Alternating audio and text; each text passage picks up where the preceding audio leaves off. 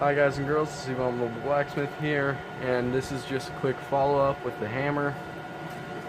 I forgot to temper it yesterday, so I used some sandpaper and just kind of sanded the ends so I could see the color. And we're going to be taking the hammer drift and just setting it in there hot, and then the heat will radiate to the faces. And we're looking for a blue, almost plum.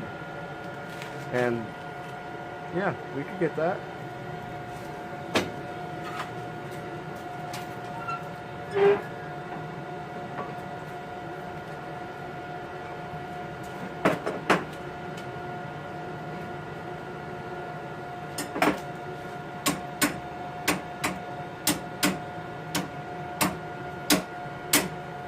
Okay, now we're going to check that periodically, and hopefully the faces will become blue.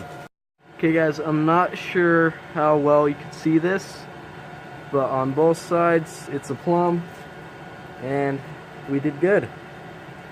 Now we just gotta shape it. I should have done that before hardening it, but I can't go back now. And this I'm gonna do alone. I already have a video planned. I don't know if it's gonna work though. It's more of a test, but if it works, you'll see it soon.